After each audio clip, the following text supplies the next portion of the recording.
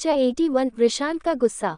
अब आपने पढ़ा कि कैसे कल्याण हारने के बाद शराब पर शराब पिए जा रहा था, जिसे देख उसके बड़े भाई ने उससे इसका कारण पूछा, जिस पर उसने अपनी आप बीती सुनाई, जिसमें नेहा आकर और तड़का लगा दिया। जिसके बाद अगले दिन विश्वास अपने कार्यकर्ताओं को लेकर भाव्या को परेशान करने चला जाता है और सबके सामने उसकी इज्जत पर हाथ डालता है, जिसे देख जब अनूप उसे बचाने जाता है तो वो लोग उसे भी मारते हैं। अब आगे अनूप उसे सारी बातें बताता है, जिसे सुन विशांत अब अपने आपे से बाहर हो गया था। जो उसकी लाल आंखों से साफ साफ पता चल रहा था, उसे अगर इस वक्त कोई देख लेता तो पक्का डर जाता। उसने गुस्से से सिर्फ इतना ही पूछा, कहाँ मिलेंगे ये विश्वास और कल्याण, जिस पर अनूप उसे बताता है कि वो लोग इस वक्त क्लास कर रहे होंगे। जिसके सुनते ही वो उनके क्लास की तरफ दौड़ पड़ता है। इस वक्त वो इतने गुस्से में था कि उसे कोई फर्क नहीं पड़ रहा था कि कौन उससे टकरा रहा है या कौन उसे क्या कह रहा है। जो जल्द से जल्द विश्वास और कल्याण की क्लास में पहुंचकर उन्हें जान से मार देना चाहता था, बस क्योंकि उसने विशांत की जिंदगी की उस खास लड़की को रुलाने की हिम्मत की थी, जिसके चेहरे पर विशांत उदासी तक नहीं देख सकता था। और अब तो उन लोगों ने उसे रुला दिया था। अब तो अगर भगवान भी आ जाएं तो उन्हें विशांत से नहीं बचा सकते हैं। कुछ ही देर में विशांत उनकी क्लास के सामने खड़ा था, जहाँ वो बिना टीचर की इजाजत लिए अंदर घुस जाता है और इधर उधर विश्वास और कल्याण को ढूंढने लगता है। जैसे ही विशांत की नज़र विश्वास और कल्याण पर जाती है, ठीक उसी वक्त वो दोनों भी विशांत को देख लेते हैं, जिसे देखने के बाद ना चाहते हुए भी विश्वास और कल्याण डर जाते हैं। वहीं विशांत उन्हें देखने के बाद तुरंत उनकी तरफ बढ़ने लगता है, जिसे देख विश्वास का एक कार्यकर्ता दोस्त उसे रोकने आता है, जो उसकी जिंदगी की सबसे बड़ी गलती साबित होने वाली थी। और हुआ भी वही। विशांत इस वक्त इतने गुस्से में था कि उसने उस लड़के को सीधा सामने लगी टेबल के ऊपर ही पटक दिया, जिससे टेबल तुरंत टूट गई। ये नज़ारा देख पूरी क्लास डर जाती है। वही विशांत देरी न करते हुए सीधा विश्वास और क्लाइंट के पास पहुंच जाता है, जिसमें कल्याण विशांत को मारने आता है, लेकिन विशांत उसे भी सामने दीवार में लड़ा देता है, जिससे कल्याण को कुछ पल के लिए कुछ समझ ही नहीं आता कि आखिर उसके साथ ही क्या हुआ। वही अपने भाई को मार खाता देख विश्वास कैसे चुप रह सकता था। वो भी गुस्से से चिल्लाते हुए विशांत को मारने आता है, लेकिन विशांत उसे इतनी जोर से थप्पड़ मारता है कि विश्वास को पूरी दुनिया घूमती नजर आती है। ये सब देख सामने पड़ा रहे टीचर विशांत पर चिल्लाते हुए कहता है, विशांत ये क्या बदतमीजी है, तुम इस तरह सरेआम गुंडागर्दी नहीं कर सकते, मैं तुम्हारी शिकायत प्रिंसिपल से करूंगा। वहीं ये सुन विशांत अपने मुंह पर उंगली रख उन्हें शांत रहने को कहता है। वो इस वक्त इतने गुस्से था कि अगर आज भगवान भी इन दोनों को बचाने नीचे आ जाएं तो वो आज उनसे भी लड़ पड़ेगा। फिर टीचर तो फिर भी इंसान थे। वो उन्हें अपना मुंह बंद रखने को कहता है और कहता है, चिल्लाते हुए कहता है, आप ही थे ना वहाँ जब ये दोनों कमीने एक लड़की की इज्जत पर हाथ डाल रहे थे, उसे सरेआम बेइज्जत कर रहे थे, तब कहाँ गई थी ये जबान? अगर तब कुछ नहीं बोले और अपनी आंखें बंद रखी तो अभी भी वही करिए, वरना आज आप भी इनमें ही नजर आएंगे। विशांत का गुस्सा देख और बात सुन वो टीचर की सिट्टी पिट्टी गुम हो जाती है, तो वो भी साइड हट जाता है। उसे क्या था, और कहीं ना कहीं वो भी जानता था कि कल्याण और विश्वास कितने बुरे लड़के थे, तो कहीं ना कहीं अपने दिल में वो भी जानता था कि विशांत जो कर रहा है वो सही कर रहा है। वही विशांत वापस विश्वास और कल्याण पर ध्यान देने लगता है और उन्हें बुरी तरह मारता हुआ कॉलेज के ग्राउंड की तरफ ले जाने लगता है। वहीं इस बात की खबर जैसे ही विश्वास के कार्यकर्ताओं को लगती है, सब विशांत को मारने आ जाते हैं, लेकिन विशांत से जब मार्क जैसा आदमी नहीं जीत पाया तो ये लोग फिर मामूली कार्यकर्ता थे, कितनी ही देर टिक पाते। उन सबको भी विशांत मारते मारते ग्राउंड में ले आता है। अब तक सारा कॉलेज वहां इकट्ठा हो चुका था। वहीं नेहा भी वहां आ गई थी और विश्वास और कल्याण का ये हाल देख उसके पैरों तले तो जमीन ही खिसक गई थी। उसे अब अपने लिए भी डर लगने लगा था, जिसकी वजह से वो भीड़ में छिपने लगी थी। लेकिन उसने मुस्कान ने छिपते हुए देख लिया और जाकर सबके सामने ले आई, जिसके बाद उसने नेहा को थप्पड़ पर थप्पड़ मारना शुरू कर दिया। वहीं ये नज़ारा पूरा कॉलेज देख रहा था, लेकिन किसी ने भी विश्वास, कल्याण या फिर नेहा को जाकर बचाने की कोशिश नहीं की, क्योंकि सभी जानते थे कि वो सब कितने कमीने हैं, जिनका असली चेहरा उन्होंने थोड़ी देर पहले कैंटीन में देख लिया था। वही विशांत का गुस्सा था कि शांत होने का नाम ही नहीं ले रहा था। अब तक विश्वास और कल्याण की हालत काफ़ी खराब हो चुकी थी, लेकिन अभी उनकी सजा खत्म नहीं हुई थी। विशांत विश्वास के ऊपर पैर रख दबाते हुए गुस्से से कहता है, क्यों, क्या लगा था कि भाव्या का आगे पीछे कोई नहीं है, और अगर तो उसके साथ वो सब करेगा तो तुझे तेरी कुर्सी या पार्टी बचा लेगी। आज तुझे ऐसा दर्द दूंगा कि जब भी बैठा मुझे याद करेगा। ये बोल वो ग्राउंड में लगी रोड निकाल लेता है, जिसके बाद विशांत लगातार उसके पीछे पर मारना शुरू कर देता है, जिससे विश्वास की चीख पूरे कॉलेज में गूंज उठी थी। लेकिन मजाल है कोई भी उन्हें बचाने आए। इसके बाद विशांत उसे सीधा करता है और उसके पास गुस्से से बैठते हुए कहता है, बहुत गर्मी है ना तेरे अंदर, जो तुझे हर लड़की अपने बिस्तर का शोभा बढ़ाने वाली लगती है, लेकिन आज के बाद तू जब भी किसी लड़की को देखा तो तुझे मेरा दिया हुआ दर्द याद आएगा। ये बोल वो विश्वास की दोनों टांगों के बीच में जोर से मार देता है, जिससे विश्वास एक तेज चीख के साथ बेहोश हो जाता है। वही कल्याण अपने भाई का ये हाल देख डर के मारे अपनी पैंट ही गीली कर लेता है। अब उसे अपने ऊपर गुस्सा आ रहा था कि क्यों उसने अपने भाई को ये सब बताया या फिर क्यों उसने वृषांत को चैलेंज ही किया था, लेकिन अब पछतावे के लिए काफी देर हो चुकी थी। वही वृषांत अब विश्वास को छोड़ कल्याण के पास आता है, जिसे देख कल्याण का हालत और ज्यादा खराब हो जाती है। वो माफी मांगते हुए कहता है, वृषांत भाई मुझसे गलती हो गई, मुझे माफ कर दो। अब से मैं किसी भी लड़की की तरफ आंख उठाकर भी नहीं देखूंगा, बल्कि अब से तो मैं लड़कियों की परछाई से भी दूर रहूंगा, बस मुझे माफ कर दो। उसे इस तरह गिड़गिड़ाते देख वृषांत उसके पैर पर रोड गिराते हुए कहता है, क्यों अब नहीं लेना अपनी बेइज्जती का बदला, अब नहीं ले जाना किसी लड़की को अपने बिस्तर तक। कैसा मर्द है रे तू, एक ना नहीं बर्दाश्त हुई तुझसे। अगर लड़की तेरे साथ नहीं रहना चाहती तो उसके साथ जबरदस्ती करेगा। जबरदस्ती करेगा। ये चिल्लाते हुए वृषांत ने वो रोड कल्याण के दोनों पैर में घुसा दी, जिसे देख वहां सब काफी ज्यादा डर गए थे, क्योंकि वृषांत इस वक्त हैवानियत की सारी हदें पार कर रहा था। ये सब देखकर तो अब मुस्कान, अनूप को भी वृषांत से डर लगने लगा था। वही भाव्या भी अब वृषांत के इस कारनामे से डरने लगी थी, लेकिन वृषांत का गुस्सा था कि शांत होने का नाम ही नहीं ले रहा था। उसने कल्याण को भी सीधा लेटा दिया, जिसके बाद वृषांत ने उसके साथ भी वही किया जो कुछ देर पहले उसके भाई के साथ किया था, जिससे उसका भी वही अंजाम हुआ। लेकिन वृषांत अभी भी शांत नहीं हुआ था। उसके सिर पर तो जैसे खून सवार हो गया था। उसके आंखों के सामने बार बार भाव्या का रोता हुआ चेहरा आ रहा था, जिससे उसका गुस्सा शांत ही नहीं हो रहा था। वो कुछ देर वहीं यूं ही बैठा रहा, लेकिन फिर अचानक गुस्से में जाकर ग्राउंड में पड़ा बड़ा सा पत्थर ले आता है। ये देखकर तो सबकी सांसें ही अटक गई थी, क्योंकि पीटने तक तो ठीक था, लेकिन वृषांत तो आज इन दोनों को मार देने पर ही उतारू हो गया था। ये देखकर सारे लोग काफी डर गए थे। वही भाव्या भी ये नजारा देख काफी डर गई थी। वही वृषांत तो जैसे इस वक्त अपने आपे में ही नहीं था। वो पत्थर ले आकर जैसे ही विश्वास को मारने ही जा रहा होता है कि ये देख सबकी सांसें अटक गई थी। वही भाव्या ये देखकर जोर से चिल्लाती है, वीशी, जिसे सुनकर वृषांत के ऊपर उठे हुआ हाथ अचानक रुक जाते हैं और वो मुड़कर भाव्या की तरफ देखता है, जो रोते हुए कह रही थी, बस करो वीशी, मुझे डर लग रहा है। उसकी ये बात सुनकर वृषांत तुरंत वो पत्थर फेंककर उसके पास चला जाता है। वही वृषांत के पास आते ही भाव्या उसके गले लग जाती है और जोर जोर से रोने लगती है, जिसे देख वृषांत की आंखें भी नम हो जाती है, जिसे देख वहां सबका सिर शर्म से झुक जाता है। आज ये सब सिर्फ उनके हिम्मत का जवाब न देने के कारण हो रहा था। वही वृषांत भाव्या को वहां से लेकर जाने लगता है, लेकिन जाते जाते वो पीछे मुड़कर पूरे कॉलेज से कहता है, आज के बाद अगर किसी ने भी भाव्या की तरफ आंख उठाकर भी देखा तो वो किसी को भी आखिरी बार देखेगा। वृषांत की धमकी सुनना चाहते हुए भी सारे स्टूडेंट यहाँ तक टीचर भी काम जाते हैं। वही जाते जाते वृषांत की नज़र नेहा पर जाती है। वही वृषांत की नज़र अपने ऊपर देख नेहा काम जाती है। वृषांत नेहा को देख गुस्से से कहता है, बहुत शौक है ना दूसरों की फीलिंग और जिंदगी से खेलने का। अब मैं तुम्हें बताऊंगा कि असली खेल किसी कहते हैं। कल की सुबह तुम्हारे लिए तुम्हारी जिंदगी में सिवाय अंधेरे के कुछ नहीं लाएगी। ये बोल वो वहां से निकल जाता है। वही नेहा की हालत और ज्यादा खराब हो जाती है। अपने लालच और शौक के चक्कर में आज उसने ये क्या कर दिया था, लेकिन अब पछता कर भी क्या होना था, क्योंकि अब जो होना हो वो तो होकर ही रहेगा। 82 वृषांत का कॉल।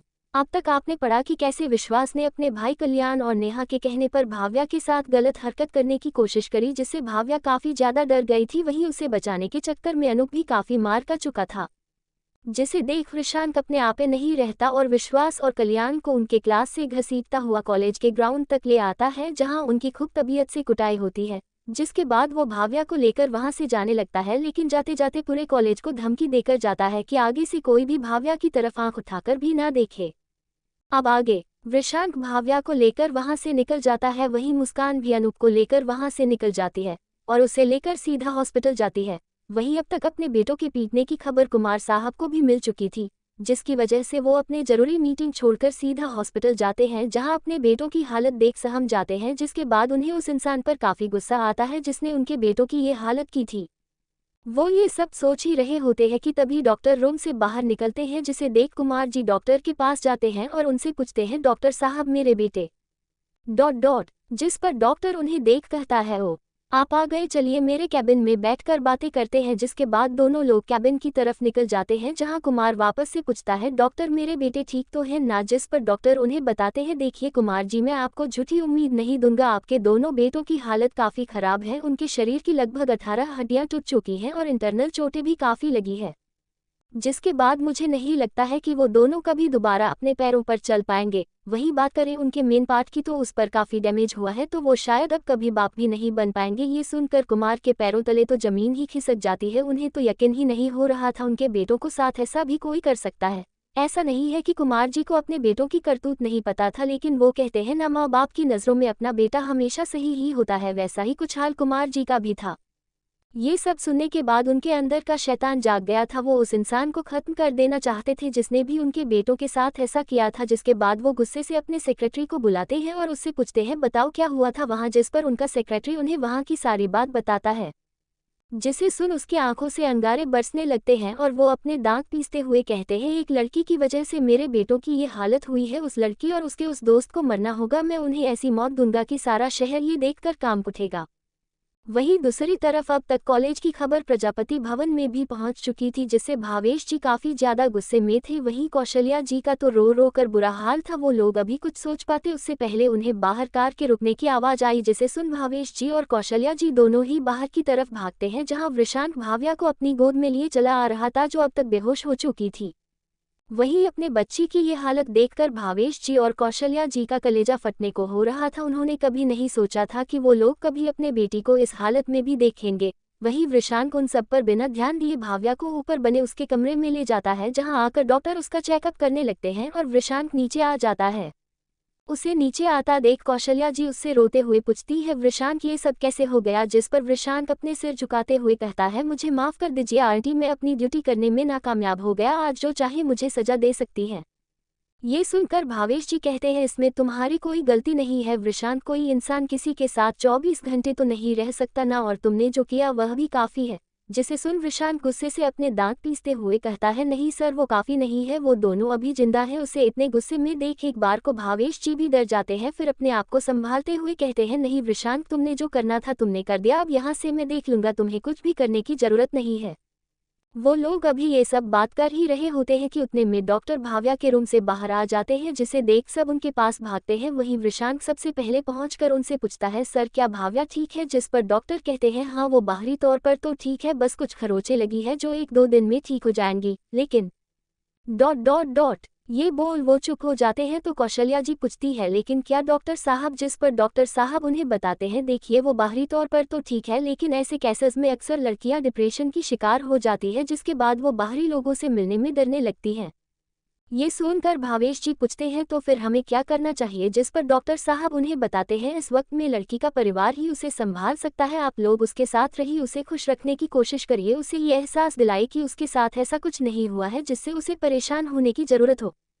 ये सुनकर सब हमें सिर हिलाते हैं। वहीं डॉक्टर साहब उन्हें अगले दिन आने का कहकर निकल जाते हैं। उनके जाते ही कौशल्या जी रोते हुए कहने लगती है, पता नहीं किसकी नज़र लग गई है हमारे बच्ची को, जो उसके साथ ये सब हो रहा है। जिसे देख भावेश जी उन्हें चुप कराते हुए कहते हैं, हिम्मत रखिए कौशल्या जी, अगर आप ही इस तरह हिम्मत हार जाएंगी तो कैसे काम चलेगा। उन्हें इस तरह टूटता देख वृषांक को वापस से गुस्सा आने लगता है और वो वहां से किसी को फोन करते हुए निकल जाता है। वहीं शाम के 7 बज चुके थे। विशाल कैफे सर्व में आहाना का बेसब्री से इंतजार कर रहा था और बार बार घड़ी की तरफ देख रहा था, साथ ही साथ भगवान से मना भी रहा था कि आहाना जरूर आए, क्योंकि उसका आना ही ये साबित कर देगा कि वो भी उससे प्यार करती है, जिसके बाद वो उससे बहुत ही ग्रैंड तरीके से प्रपोज करेगा। जिसे सोचकर विशाल के दिल में गुदगुदी से हो रही थी। वहीं आहाना का हाल भी विशाल से कुछ जुदा नहीं था, उसके मन में भी तितलियां उड़ रही थी। वो कार में बैठी ये सोच रही थी कि आखिर वो कैसे विशाल को फेस करेगी, क्या कहेगी उससे, विशाल कैसा रिएक्ट करेगा उसे देखकर, वो तो खुशी से पागल ही हो जाएगा। ये सब सोचकर उसके गाल शर्म से लाल हो जाते हैं और धड़कते दिल के साथ वो कैफे में एंटर करती है, जहां वो विशाल को बेसब्री से उसका इंतजार करते हुए पाती है, जिसे देख उसके दिल में एक अजीब सी खुशी होने लगती है। वहीं विशाल भी आहाना को आता देख लेता है, जिससे उसकी खुशी का कोई ठिकाना नहीं रहा, क्योंकि अब उसे भी पता चल गया था कि वो भी उससे प्यार करती है। वो इतना खुश हो जाता है कि इस बात पर ध्यान ही नहीं देता है, आज आहाना सिर्फ उसके लिए ही इतना तैयार होकर आई है। वहीं जब विशाल का ध्यान का उस पर जाता है तो उसकी तो मानो सांसें ही थम सी जाती है, क्योंकि आज आहाना वाकई काफी खूबसूरत लग रही थी। आज उसने डार्क ग्रीन कलर का शूट पहना हुआ था, आंखों में काजल और खुले बाल में वो स्वर्ग से आई परी से कम नहीं लग रही थी। वहीं विशाल की नज़र खुद पर महसूस कर आहाना और ज्यादा शर्माने लगती है, जिससे उसके चेहरे पर एक अलग ही नूर आ रहा था। वहीं आहाना धीमे कदमों से चलते हुए विशाल के पास आ रही थी। वहीं विशाल भी उसके आने का इंतजार कर रहा था। कुछ ही देर में दोनों एक दूसरे के सामने होते हैं। दोनों के ही दिल की धड़कन बढ़ी हुई थी और दोनों ही एक दूसरे से नजरें नहीं मिला पा रहे थे। जिस पर विशाल हिम्मत करके जैसे ही कुछ बोलने वाला होता है कि तभी उसका फोन बजने लगता है, जिसे देख विशाल को इस वक्त फोन करने वाले पर बहुत ज्यादा गुस्सा आ रहा था। वो जैसे ही देखता है कि कॉल प्रशांत का है, उसका सारा गुस्सा तुरंत गायब हो जाता है और वो तुरंत फोन उठाता है। वो कुछ कहता उससे पहले प्रशांत की गुस्से भरी आवाज आती है, विशाल जल्द से जल्द ऑफिस पहुंचो और मार्क को भी साथ लेकर आना और उससे कहना अपने सारे आदमियों को तैयार रखे। ये बोल वो बिना कुछ सुने फोन काट देता है। वहीं विशाल प्रशांत को इतने गुस्से में देख डर जाता है और अपने मन में कहता है आज ना जाने किसकी मौत आई है जो प्रशांत सर से भीड़ने चला आया। वहीं विशाल को एकदम से इतना सीरियस देख आहाना पूछती है, क्या हुआ विशाल जी, आप ठीक तो हैं? जिस पर विशाल कहता है हाँ मैं बिल्कुल ठीक हूँ, लेकिन आज के लिए आई एम सॉरी, लेकिन आज हमें ये डिनर कैंसिल करना होगा, हम फिर किसी दिन डिनर कर लेंगे। वहीं विशाल की बात सुन आहाना इतना तो समझ ही जाती है कि बात जरूर कुछ बड़ी है, वरना विशाल ऐसा तो बिल्कुल नहीं करता। तो वो भी हमें सिर हिला देती है, जिसके बाद विशाल आहाना को छोड़ने चला जाता है। कौन आया प्रजापति भवन में? अब तक आपने पढ़ा कि कैसे प्रशांत विश्वास और कल्याण को बुरी तरह मारकर वहीं छोड़ निकल जाता है, जिसके बाद कुमार जी अपने बेटों को देखने जल्दी से हॉस्पिटल की तरफ भागते हैं, जहां डॉक्टर उन्हें उनके बेटों के बारे में बताता है। जिसे सुन कुमार जी के गुस्सा की कोई सीमा नहीं रही और वो अपने सेक्रेटरी से भाव्या के बारे में पता लगाने के बारे में कह देता है। वहीं दूसरी तरफ भाव्या की हालत भी कुछ सही नहीं होती, जिसे देख एक बार फिर प्रशांत को उन दोनों पर गुस्सा आ जाता है। वही विशाल आहाना को कैफे में बड़ी बेसब्री से इंतजार कर रहा था, लेकिन प्रशांत ने उसे फोन करके सारा प्लान ही खराब कर दिया। अब आगे विशाल आहाना को लेकर वहां से निकल जाता है। विशाल अपने प्लान के खराब होने से दुखी तो था, लेकिन प्रशांत के गुस्से को याद कर उसे डर लग रहा था कि न जाने अब किसी शामत आने वाली है। वहीं आहाना विशाल को इतना परेशान देखकर उसके हाथ पर अपना हाथ रखते हुए पूछती है, विशाल जी सब ठीक है ना? जिसका एहसास होते हैं विशाल उसके हाथ को कसकर पकड़ते हुए कहता है, हाँ सब ठीक है, तुम्हें परेशान होने की जरूरत नहीं है एंड आई एम सॉरी, आज के लिए मैंने काफ़ी सारी चीज़ें प्लान कर रखी थी तुम्हारे लिए, लेकिन एंड टाइम पर सर का कॉल आ गया। जिसे सुन आहाना कहती है, आपको सॉरी बोलने की कोई ज़रूरत नहीं है, मेरे लिए आपका साथ ही काफ़ी है, बाकी मुझे कुछ नहीं चाहिए। ये सुनकर विशाल के दिल में एक अजीब सी खुशी का एहसास होता है और वो अपने मन में सोचता है, जरूर मैंने पिछले जन्म में मोती दान किए होंगे जो आहाना जैसी लड़की मुझे मिली है। एक बार ये सब जब खत्म हो जाएगा तो फिर मैं आहाना को सारे खुशियाँ दूंगा जो एक लड़की अपने बॉयफ्रेंड से चाहती है। ये सोच वो आहाना के हाथों के चुम लेता है, जिससे आहाना शर्मा जाती है। कुछ ही देर में आहाना का घर आ जाता है। वो आहाना को वहां छोड़ तुरंत मार्क को फोन करता है। वहीं मार्क रोजी के लिए खीर बना रहा था। विशाल का फोन आते देख सोचता है, ये विशाल मुझे क्यों कॉल कर रहा है। ये सोच वो फोन उठाता है। तभी विशाल बोलता है, जल्दी से घर से बाहर निकल, मैं तुझे लेने आ रहा हूँ, हमें ऑफिस जाना है, सर का कॉल आया था और तुझे अपने आदमियों को भी तैयार रखने को बोला है। विशाल की बात सुन मार्क सीरियस हो जाता है और पूछता है, क्यों क्या हुआ? जिस पर विशाल कहता है, मुझे नहीं मालूम, बस सर ने मुझसे यही कहा और फोन रख दिया, बाकी तो ऑफिस जाकर ही पता चलेगा, तू बाहर निकल, मैं तेरे घर के सामने खड़ा हूँ। ये बोल वो फोन काट देता है। वहीं मार्क भी तुरंत रोजी को आता हूँ बोल निकल जाता है और साथ ही साथ अपने आदमियों को उसके ऑर्डर तक इकट्ठा होने और उसके ऑर्डर का इंतजार करने को बोल देता है। बाहर निकल देखता है कि सामने विशाल खड़ा था। वो जल्दी से जाकर कार में बैठ जाता है और पूछता है, हाँ तो बता, किसी मौत आई है जो प्रशांत से भिड़ने निकला है? जिस पर विशाल कहता है, पता नहीं यार, लेकिन सर काफी गुस्से में लग रहे थे, जरूर ही बात बहुत बड़ी होगी। ये बोल वो चुप हो जाता है। कुछ ही देर में वो लोग ऑफिस के सामने खड़े होते हैं, जहां प्रशांत उनका पहले से ही इंतजार कर रहा था।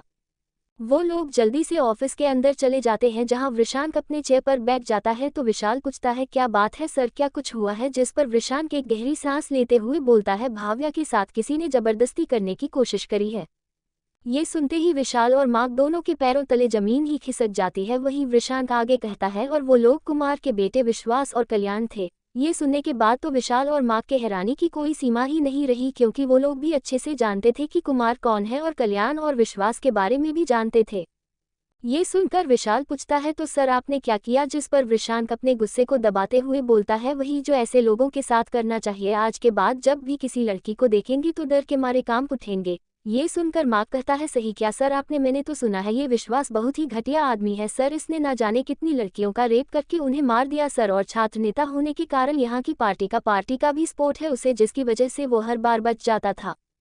वही विशाल जो इतनी देर से चुप था पूछता है, तो सर अब क्या? क्योंकि मुझे आपको ये बातने की जरूरत तो नहीं है कि कुमार को भी कोई दूध का धुला आदमी नहीं है, कई सारे गैर कानूनी कारोबार चलते हैं, उसके लड़कियों के धंधे में भी शामिल है। हो यहाँ तक विश्वास के रेप करने के बाद वही तो उन लड़कियों को ठिकाने लगाता था। ये सुनकर प्रशांत कहता है, उसी बारे में तो बात करने हम यहाँ इकट्ठा हुए हैं। जिस पर मार्क कहता है, सर आप बस ऑर्डर कीजिए, हमें क्या करना है?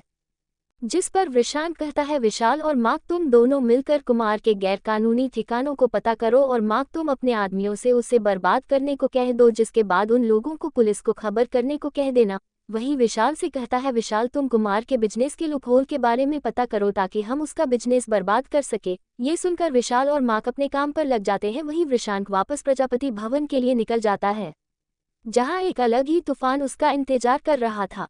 वहीं दूसरी तरफ भावेश जी और कौशल्या जी आपस में बात कर रहे होते हैं। कौशल्या जी कहती है ना जाने किसकी नज़र लग गई है हमारी बच्ची को, जो हमेशा खुशी से इस घर में चार चांद लगाती थी, आज सहम कर अपने कमरे में पड़ी है। ये देखकर मेरा दिल बहुत रो रहा है भावेश जी। जिस पर भावेश जी कहते हैं कौशल्या जी संभालिए अपने आप को, अगर आप ही ऐसे टूट जाएंगी तो भाव्या को कौन संभालेगा।